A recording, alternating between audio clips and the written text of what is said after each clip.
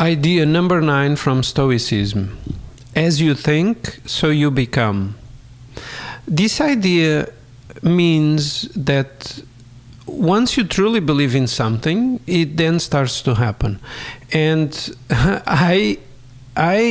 when I first was exposed to this idea through a book and through some friends, I didn't really believe it at first. It sounded crazy, like, so you just believe in something and then it will happen. It feels like some kind of magic. Also, some books that I've heard on it, they were a little bit on the spiritual side. So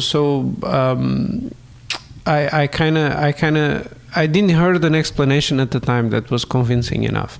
But there is some truth to it, and I'll go over an example.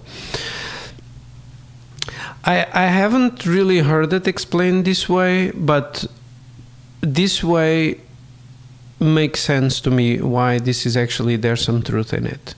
So imagine the following. What we are, each person, the life we have, we are a sum of all the decisions we do throughout the day, throughout our life, right, over time. So every day you are faced with a collection of decisions you have to do. Imagine them almost as a tree with branches. So you wake up, you decide to have a breakfast or not, get a healthy snack or not, or a sugary snack. You decide, should I wake up earlier to go do sport? You go to work or study or whatever you might do, and you decide, should I do this work today, or should I go for a walk, or should I go watch TV, maybe watch one more show of this series I like so much. So you can imagine as the tree. So you wake up, you decide, should I go wake up earlier to exercise or not? And so you then decide, go left or right. And if you say, no, I will not exercise today, then you have a next decision a little bit after, like, should I go talk to this person or not about the work thing? And you might decide, no, I'm not going to do that. So see how the tree is forming over time, right? So you are, in a way, the result of compounding all of those decisions into this tree, a tree of decisions. And you end up being, at some point in that tree. Once you truly believe in something, or once you have this thought in your head that you believe you are, let's say you are you are within the top 5% of weightlifters in the world, for example, then when you believe that idea and you are faced with the decisions you have to do throughout the day, should I eat this healthy snack or not? And this idea, I'm within the top 5%. I need to be an example. So you will most likely go to the healthy snack.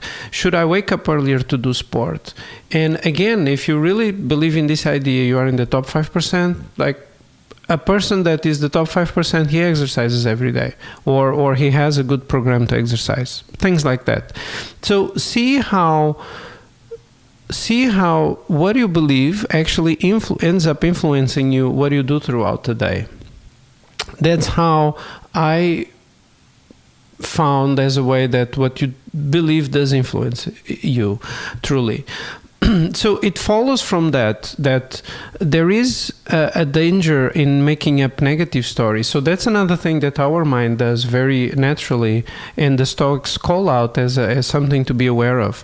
We have like what it's called sometimes as a monkey mind, and our minds are busy all the time and forever jumping to conclusions, manufacturing and interpreting signs that often aren't there.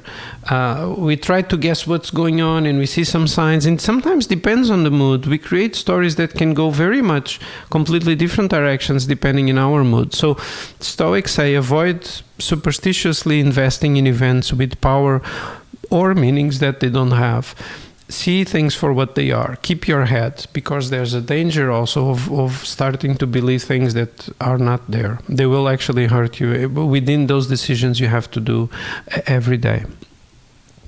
Instead, Stoics argue that it's better to have the stance of making positive stories.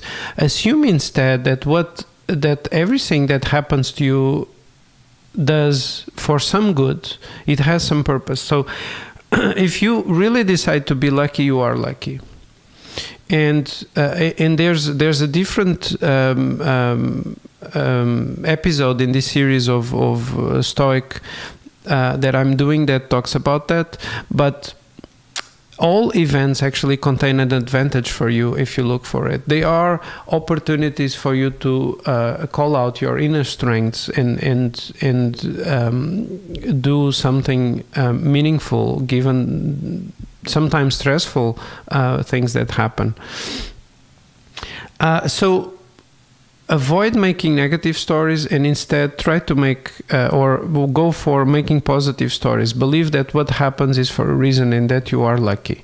This way you end up believing in things in a positive way, and your tree of decisions gets influenced in the right way over time. Also, the other point is that it has these thoughts of, as you think, so you become. It's things that you truly believe on. It's not enough just to think or want. Those are kind of weak. They are, in a way, just a language artifact, but think of them as you have really truly to believe in something for them to end up influencing that tree of decisions that you end up doing over time. There is this idea from the Stoics.